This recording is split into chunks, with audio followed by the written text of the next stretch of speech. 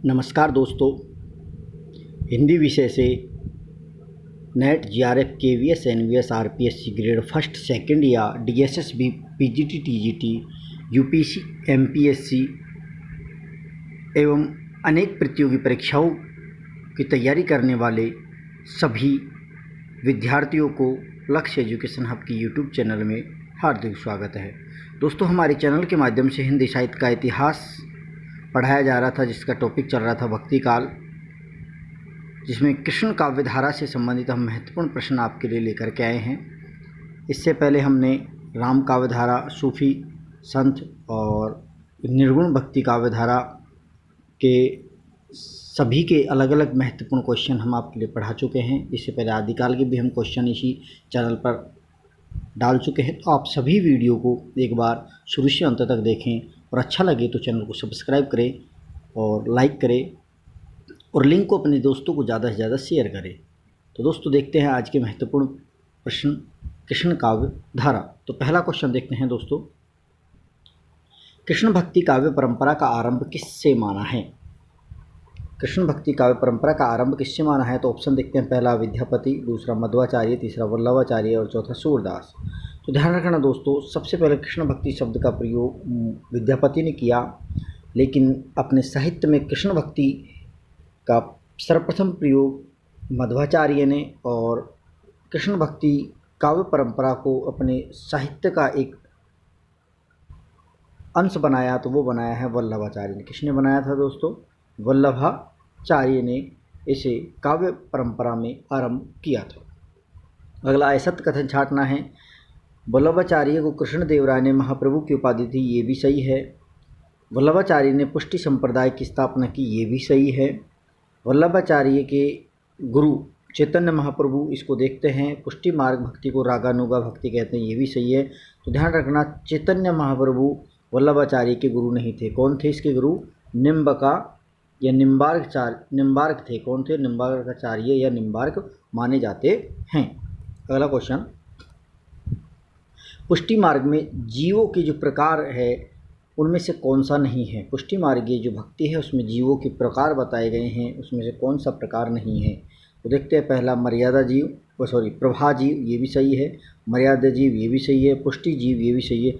शुद्ध जीव नहीं है, इसलिए इसका 4 नंबर क्या होगा? गलत होगा। 4 नंबर ऑप्शन का क्या होगा? गलत। राइट आंसर क्या है इसका? 4 आंसर।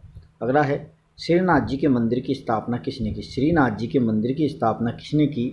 तो ध्यान रखना, ऑप्शन है, एक विठलनाथ, दूसरा वल्लभाचार्य, तीसरा सूरदास और चौथा है मध्वाचार्य। तो ध्यान रखना दोस्तों, किसने की थी? तो वल्लभाचार्य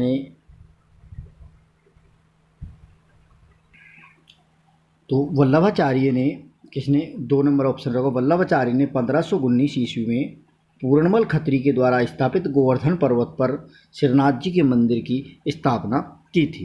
तो इसमें बी ऑप्शन होगा। अगला क्वेश्चन, वल्लभाचार्य के ग्रंथ अणुभाष्य को किसने पूर्ण किया था? वल्लभाचार्य के 2 ग्रंथ हैं, पूर्व मीमांसा भाष्य और दूसरा उत्तर मीमांसा भाष्य, जिसे अणुभाष्य भी कहा जाता है। इसका दूसरा नाम, अणुभाष्य का ही दूसरा नाम है उत्तर मीमांसा। क्या है? उत्तर मीमांसा। इस उत्तर मीमांसा को पूर्ण किसने किया? तो दोस्तों, इसको पूर्ण किया है, पहला सूरदास, दूसरा विठलनाथ, तीसरा कुंभनदास, चौथा कृष्णदास। ध्यान रखना, वल्लभाचार्य के पुत्र थे विठलनाथ ने ही इनको पूर्ण किया, तो इसका 2 आंसर सही होगा। अगला क्वेश्चन, कृष्ण भक्ति से संबंधित अष्टसखा की मंडली या अष्टछाप मंडली, इसे अष्टछाप मंडली भी कहते हैं, अष्टछाप मंडली की स्थापना कब की गई? तो ऑप्शन देखते हैं, पहला 1475, दूसरा 1555, तीसरा 1565, चौथा 1465। तो इसका आंसर होगा 1565 में अष्टछाप या अष्टसखा मंडली की स्थापना की। और ये मंडली की स्थापना किसने की थी?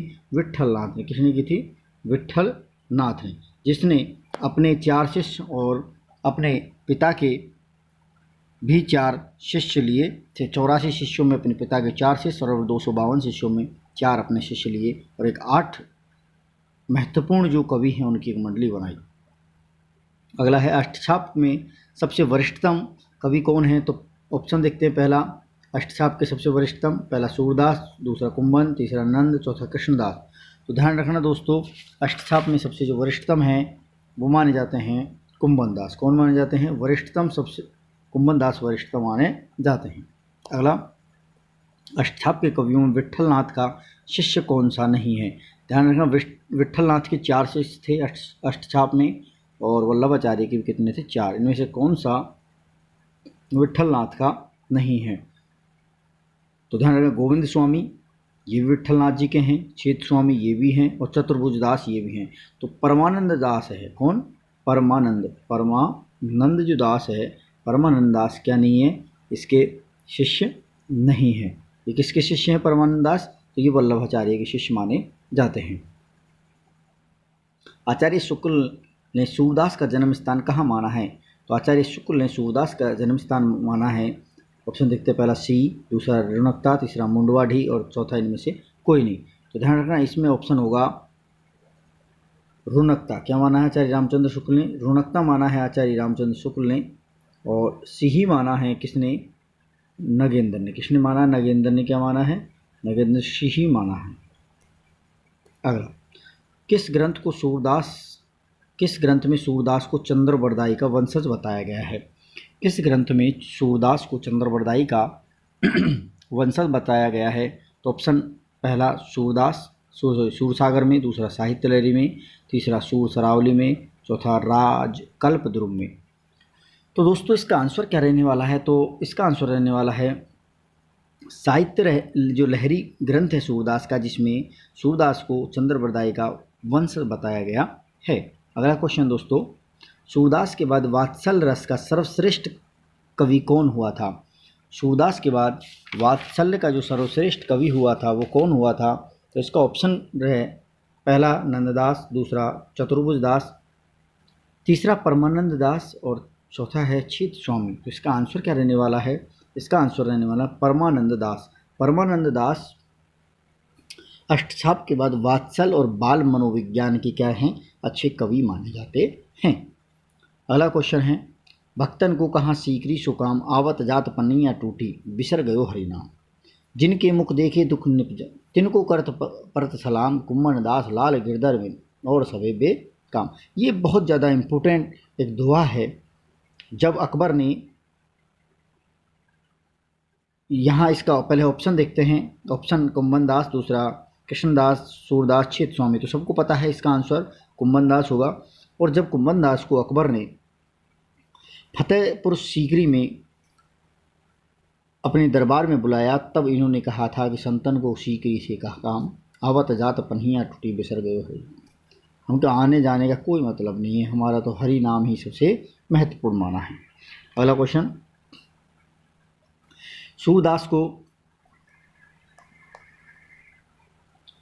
सूरदास को जन्मांध मानने का विरोध किसने किया? सूरदास को जन्मांध मानने का विरोध किसने किया? तो ऑप्शन पहला हजारी प्रसाद द्विवेदी, दूसरा शुक्ल, तीसरा राम कुमार वर्मा, और चौथा नगेंद्र।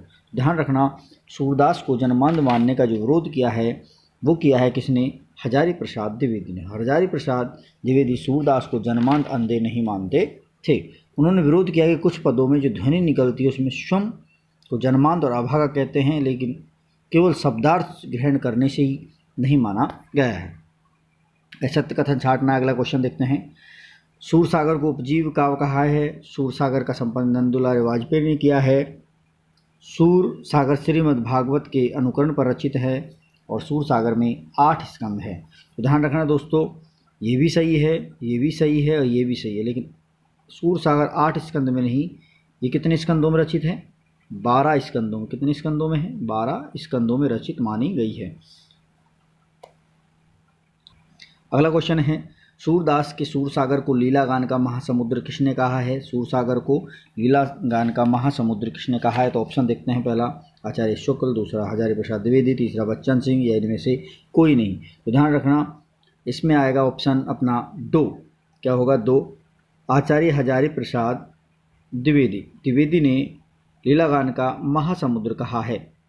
अगला क्वेश्चन, सूरसागर के दृष्टिकूट पर पदों को विद्यापति का अनुकरण किसने माना है? सूरसागर के जो दृष्टिकूट पद हैं उन पदों को विद्यापति का अनुकरण किसने माना है? तो ऑप्शन पहला बच्चन सिंह, दूसरा शुक्ल, तीसरा हजारी प्रसाद द्विवेदी, और चौथा विट्ठलनाथ। तो ऑप्शन क्या सही रहने वाला है दोस्तों? तो इसका आंसर सही रहने वाला है आचार्य रामचंद्र शुक्ल। तो शुक्ल ने कहा है क्या सूरदास के दृष्टिकूट पदों को विद्यापति का अनुकरण माना गया है। अगला है, सूरदास की किस रचना में दृष्टिकूट पदों में रचित मानी है तथा राधा कृष्ण की लीलाओं का अर्थगोपन शैली में वर्णन किया है। सूरदास की किस रचना में दृष्टिकूट पदों किस रचना को दृष्टिकूट पदों में रचित है और साथ में राधा कृष्ण की जीवन लीलाओं का अर्थगोपन शैली में वर्णन है। तो ऑप्शन है सूरसागर, दूसरा साहित्य लहरी, तीसरा सूर सरावली, इनमें से कोई नहीं। ध्यान रखना दोस्तों, इसका आंसर क्या रहने वाला है। इसमें साहित्य जो लहरी है, साहित्य लहरी दृष्टिकूट पदों से रचित है और यहाँ अर्थगोपन शैली में लिखी गई है, साहित्य लहरी। अगला क्वेश्चन, सूरदास की मृत्यु पर किसने कहा कि पुष्टि मार्ग को जात है, जा को कछु लेनो हो जो ले। ये पंक्ति किसने कही थी। सूरदास की मृत्यु पर ये पंक्ति किसने कही थी। तो ऑप्शन देखते हैं, पहला वल्लभाचार्य, दूसरा विट्ठलनाथ, तीसरा परमानंद दास, चौथा इनमें से कोई नहीं। तो दोस्तों इसका आंसर रहने वाला क्या है। तो इसका आंसर है विट्ठलनाथ। क्या है, विट्ठलनाथ ने कहा था ये पंक्ति। किसने कहा था, विट्ठलनाथ ने कहा था कि पुष्टि मार्ग को जात है, जाको कछु लेनो हो सो लेहूँ। अगला क्वेश्चन, कहा करो बैकुंठ जाए जहाँ नहीं नंद जहाँ नहीं जसोदा, पंक्ति किस कवि ने कही है। तो देखते हैं दोस्तों, पहला ऑप्शन कृष्णदास, दूसरा परमानंद दास, तीसरा गोविंद स्वामी और चौथा छीत स्वामी। तो ये किसकी पंक्तियां हैं और इम्पोर्टेंट पंक्तियां भी हैं। तो ध्यान रखना दोस्तों, ये पंक्ति किसकी है। इसका आंसर होगा 2, परमानंद दास। परमानंद दास ने ये पंक्ति कही थी कि कहा करो बैकुंठ जाए जहाँ नहीं नंद जहाँ नहीं जसोदा। अगला है, जुगलमान चरित किसकी रचना है। जुगलमान जो चरित है ये किसकी रचना है। जो सबसे कुशाग्र बुद्धि हुआ और सबसे अष्टछाप के जो कवि हैं उनमें सबसे कुशाग्र बुद्धि माना जाता है, जिन्होंने एक बार सूरदास को भी अपने मंदिर में, विट्ठलनाथ जी के मंदिर में आने से प्रवेश वर्जित कर दिया था। तो कौन है, ऑप्शन देखते हैं, पहला कृष्णदास, दूसरा सूरदास, तीसरा कुंभन दास, चौथा नंददास। तो इसका आंसर रहने वाला है कृष्णदास। इनकी रचना है जुगलमान चरित। अगला क्वेश्चन दोस्तों, मोमन गिरधर छवि पाटक्यो ललित त्रिभंगी अंगन पे चली गयो तहाई ठटक्यो। तो ये पंक्ति किसकी है। तो ऑप्शन देखते हैं, कुंभन दास, सूरदास, कृष्णदास या परमानंद दास। तो ध्यान रखना दोस्तों, ये पंक्ति किसकी है। ये पंक्ति भी इंपॉर्टेंट है, ये पूछी जाती है। ये श्री कृष्णदास की है। दोस्तों जो क्वेश्चन मैं आज आपके लिए लेकर के आया हूँ कृष्ण भक्ति से संबंधित या कृष्ण भक्ति काव्यधारा से संबंधित, ये बहुत ज़्यादा इंपॉर्टेंट है और सभी विद्यार्थियों से निवेदन है कि वीडियो को शुरू से अंत तक जरूर देखें और ज़्यादा से ज़्यादा अपने दोस्तों को ये वीडियो शेयर करें। और दोस्तों अच्छा लगे तो चैनल को सब्सक्राइब करें, बेल आइकन को प्रेस करना ना भूलें दोस्तों। तो दोस्तों, मोमन गिरधर छवि पे अटक्यो ललित त्रिभंगी अंगन पे चली गयो तहाई ठटक्यो, ये पंक्ति किसकी है। तो कृष्णदास जी की पंक्ति है। अगला क्वेश्चन, गोविंद स्वामी के गीत सुनने कौन आया करता था। गोविंद स्वामी जब अपने गीत गाया करता था तो इनके गीत सुनने, इतने प्रसिद्ध गीत गाया करते थे, तो इनके गीत सुनने कौन आया करता था। तो ऑप्शन देखते हैं, पहला बैजू बावरा, तीसरा अकबर, तीसरा तानसेन, चौथा इनमें से कोई नहीं। तो ध्यान रखना, तानसेन आया करते थे। थर्ड नंबर का ऑप्शन है, गोविंद स्वामी के गीत सुनने कौन आया करता था। तानसेन आया करता था। इसके अलावा तानसेन व बैजू बावरा के गुरु कौन माने जाते हैं। तो स्वामी हरिदास जी माने जाते हैं, जिन्होंने सखी संप्रदाय चलाया था। क्या चलाया था, सखी या टटकी संप्रदाय भी चलाया था। अगला, कृष्ण भक्त कवियों में सूरदास के बाद सर्वश्रेष्ठ रचना करने वाला कवि कौन है। कृष्ण भक्त कवियों में सूरदास के बाद जो सर्वश्रेष्ठ रचना करने वाला जो कवि माना गया है, कौन माना गया है। तो पहला ऑप्शन है नंददास, दूसरा चतुर्भुज दास, तीसरा कृष्णदास और चौथा है छीत स्वामी। तो ध्यान रखना दोस्तों, कौन है। इसके बाद आएगा नंददास। और इसका आंसर क्या होगा, नंददास आंसर रहने वाला है, क्योंकि नंददास ने बहुत से ग्रंथ लिखे, जैसे भंवर गीत है, रूप मंजरी है, रस मंजरी है, अनेकार्थ मंजरी है, विरह मंजरी, मान मंजरी, रास पंचाध्यायी, सिद्धांत पंचाध्यायी, मान लीला, दान लीला, अनिका श्याम सगाई, रुक्मणी मंगल, सुदामा चरित, ये सभी रचनाएं किसकी हैं, नंददास की हैं। और सभी रचनाएं एक से एक इम्पोर्टेंट मानी गई भी है। अब देखते हैं नंददास के कौन से ग्रंथ को पर्याय ग्रंथ माना गया है। नंददास के कौन से ग्रंथ को पर्याय कोश या पर्याय ग्रंथ माना है। तो देखते हैं, ऑप्शन पहला अनेकार्थ मंजरी, दूसरा रूप मंजरी, तीसरा भंवर गीत और चौथा विरह मंजरी। दोस्तों इसका आंसर क्या रहने वाला है? इसका आंसर रहने वाला है अनेकार्थ मंजरी। अनेकार्थ मंजरी व मान मंजरी को दो ग्रंथ हैं इनको जो पर्याय कोश माना है। रूप मंजरी में उपपत्ति रस की कल्पना की गई, ये प्रेमाख्यान ग्रंथ है, सूफी काव्यधारा का ग्रंथ है। भंवर गीत में गोपियों की निर्गुण की उपासना का खंडन करते हुए यहाँ गोपियों को तर्कशील और बुद्धिमान बताया गया है। और विरह मंजरी में 12 मासा का वर्णन किया गया है। अगला असत्य कथन को छांटना है। ये भी इंपॉर्टेंट क्वेश्चन बनाया मैं आपके लिए। नंददास की सर्वश्रेष्ठ रचना रासपंचाध्यायी है, सही है। रासपंचाध्यायी जो ग्रंथ है वो रोला छंद में और 5 अध्यायों में रचित है, ये भी सही है। रसमंजरी में 12 मासा का वर्णन है, ये देखेंगे दोस्तों, इसका नहीं। श्याम सगाई, सुदामाचरित, मानलीला आदि नंददास की रचनाएं, तो ये भी सही है। इसलिए तीसरा गलत होगा। क्या होगा दोस्तों? तीसरा गलत रहने वाला है।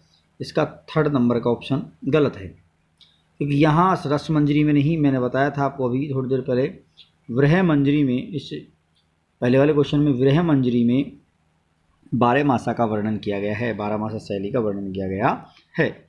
अगला क्वेश्चन, द्वैताद्वैतवादी विचारधारा किसने दी? द्वैताद्वैतवाद जो विचारधारा किसने दी? तो ऑप्शन देखते हैं। पहला मध्वाचार्य, दूसरा शंकराचार्य, तीसरा चैतन्य महाप्रभु और चौथा निम्बकाचार्य। तो ऑप्शन 4 इसका सही होगा। निम्बकाचार्य ने द्वैताद्वैतवादी विचारधारा दी थी। अगला क्वेश्चन, असुमिलित को पहचानना है। श्रीभट्ट युगल शतक, हरिव्यास देव महावाणी, परशुराम देव सेवकवाणी, निम्बकाचार्य वेदांत पारिजात सौरभ। तो ध्यान देना है दोस्तों, इसमें कौन सा गलत है? तो इसमें देखते हैं, ये भी सही है, ये भी सही है और ये भी सही है। सेवकवाणी परशुराम की नहीं है। सेवकवाणी जो रचना है वो ध्यान रखना दोस्तों, दामोदर दास की है। किसकी है? दामोदर दास की है। अगला क्वेश्चन, राधा वल्लभी संप्रदाय की स्थापना किसने की? राधा वल्लभी संप्रदाय की स्थापना किसने की? तो ऑप्शन पहला राधा वल्लभ ने, दूसरा हरिवंश ने, तीसरा हरिदास जी ने, चौथा महाप्रभु ने। तो इसका ऑप्शन रहने वाला है दोस्तों क्या? इसका ऑप्शन आंसर 2 नंबर होगा। हित हरिवंश स्वामी ने राधा वल्लभ संप्रदाय की स्थापना की थी।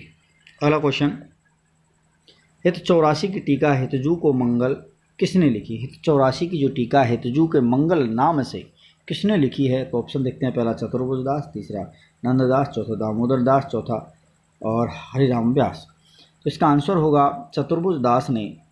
पहला आंसर होगा हित 84 की टीका हितजू मंगल नाम से चतुर्भुज दास ने लिखी थी। अगला, असत्य कथन को छांटना है। असत्य कथन को छांटिए। पहला है राधा वल्लभी संप्रदाय को अनन्य संप्रदाय कहा जाता है।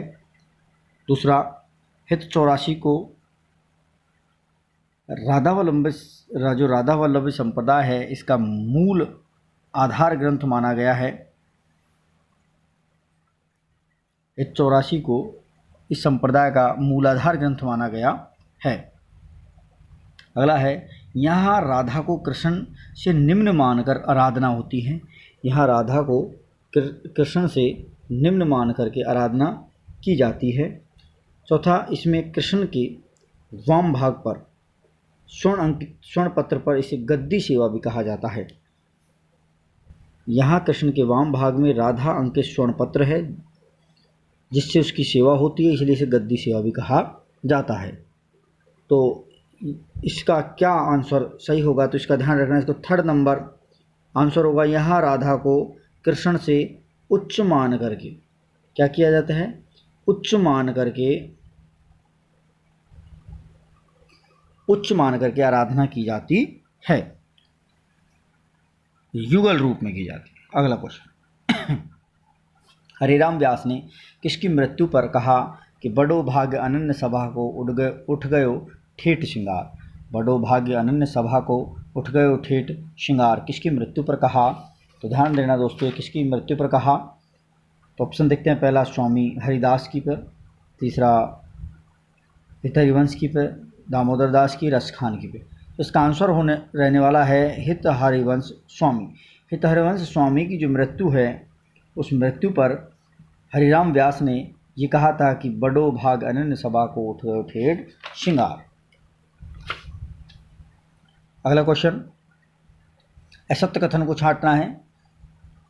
पहला स्वामी हरिदास सखी संप्रदाय, दूसरा चैतन्य महाप्रभु गौड़ी संप्रदाय, तीसरा हित हरिवंश राधा वल्लभी संप्रदाय और रसखान टट की संप्रदाय। तो ये 4 नंबर का इसका आंसर क्या होगा?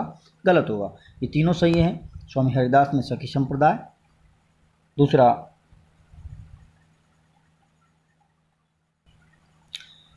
इसी संप्रदाय को हम टटकी संप्रदाय कहते हैं, सखी संप्रदाय को ही, गौड़ी संप्रदाय को चैतन्य महाप्रभु, हित हरिवंश, ये तीनों एकदम क्या हैं? राइट हैं। और ये टटकी संप्रदाय रसखान का, तो ये गलत होगा। अगला क्वेश्चन, असत्य कथन को छांटना है। रसखान का मूल नाम सैयद इब्राहिम है और ये दिल्ली के पठान थे, ये सही है। दूसरा सुजान रसखान इनका ग्रंथ है, इंपॉर्टेंट ग्रंथ है। जो कवित्त सवैया शैली में 214 छंदों की रचना, ये भी सही है। दानलीला इनकी 11 छंदों का सबसे छोटा ग्रंथ है, ये भी सही है। प्रेम वाटिका इनकी प्रथम रचना है, ये गलत है दोस्तों। ये प्रेम वाटिका इनकी कौन सी रचना है? इनकी अंतिम रचना है, ना कि प्रथम रचना है। प्रथम रचना इनकी, जो रसखान की जो प्रथम रचना मानी गई है, वो सुजान रसखान ही मानी गई है, स्वयं के द्वारा। प्रेम वाटिका इसकी अंतिम रचना है, जो 53 दोहों में राधा कृष्ण को माली मालिनी के रूप में रचित माना गया है, का उल्लेख किया गया है। असत्य कथन को छांटना है। दूसरा, मीरा का जन्म 1498 में कुड़की में हुआ, ये भी सही है। मीरा की भक्ति माधुर्य भाव की है और सुखीय भाव से उत्प्रेत है, ये भी सही है। मीरा की सबसे पहले वृंदावन में जीव गोस्वामी से मुलाकात हुई, ये भी सही है। मीरा का अंतिम समय वृंदावन में व्यतीत हुआ, ये गलत है, क्योंकि वृंदावन में नहीं हुआ इनका अंतिम समय। इनका अंतिम समय जो व्यतीत हुआ था वो द्वारका में हुआ था। कहाँ हुआ? द्वारका में रणछोड़ जी के मंदिर में इनका अंतिम समय व्यतीत हुआ था। अगला क्वेश्चन, असत्य कथन पर विचार कीजिए। चैतन्य संप्रदाय में कृष्ण को ब्रजेंद्र कुमार मानकर उपासना की है। दूसरा, सखी संप्रदाय में कृष्ण की उपासना निकुंज बिहारी नाम से की गई है। तीसरा, राधा वल्लभी संप्रदाय में कृष्ण की उपासना नित्य बिहारी नाम से की गई, ये भी सही है। चौथा, निम्बार्क संप्रदाय में उपासना राधा रूप में आराधना की गई, ये गलत है, क्योंकि निम्बार्क संप्रदाय में युगल रूप में आराधना की गई है, ना कि किसी प्रॉपर रूप में की गई हो। यहाँ सभी जो रूप हैं कृष्ण को ब्रजेंद्र कुमार मान करके, सखी संप्रदाय में निकुंज बिहारी, राधा वल्लभ है नित्य बिहारी। तो ये मैंने एक जगह संग्रह कर लिया है, जब आपको आवश्यकता पड़ेगी तो यहाँ से आप पढ़ लेना एक बार, क्योंकि ढूंढने पड़ते हैं ब्रजेंद्र कुमार किस में था, सखी में था, राधा वल्लभी में। डायरेक्ट है चैतन्य, ब्रजेंद्र, सखी, निकुंज बिहारी, राधा, नित्य बिहारी। राधा नित्य बिहार में जाती है, सखी निकुंज बिहार में जाती है, चैतन्य ब्रजेंद्र जी के। तो ये इस प्रकार से क्वेश्चन में सेट किया हुआ है, तो एक बार अवश्य देखें। अगला है, रूप गोस्वामी ने किस ग्रंथ में भक्ति रस की स्थापना की है? किस ग्रंथ में भक्ति रस की स्थापना की गई है? तो देखते हैं। पहला, उज्ज्वल नीलमणि, दूसरा भक्ति रसामृत सिंधु, तीसरा गोविंद भाष्य और चौथा इनमें से कोई नहीं। तो दोस्तों, रूप गोस्वामी ने किस ग्रंथ में भक्ति रस की कल्पना की है? तो ये इसका आंसर होगा भक्ति रसामृत सिंधु। ये किसका है? रूप गोस्वामी का है। और जो उज्ज्वल नीलमणि है, ये जीव गोस्वामी का है। किसका है? जीव गोस्वामी का है। तो दोस्तों, ये थे आज के कुछ 35-36 क्वेश्चन हैं शायद लमसम, और सभी महत्वपूर्ण क्वेश्चन हैं। तो सभी विद्यार्थियों से मेरा निवेदन है कि एक बार इस वीडियो को सभी विद्यार्थी शुरू से अंत तक जरूर देखें, और देखने के साथ जो भी विद्यार्थी मेरे चैनल पर नए हैं, चैनल को सब्सक्राइब करें, बेल आइकन को प्रेस करें और वीडियो को ज़्यादा से ज़्यादा शेयर करें, जिससे आपके सभी दोस्तों को आपको लाभ मिले और आने वाला वीडियो का नोटिफिकेशन आपको जल्द मिलता रहे। धन्यवाद दोस्तों।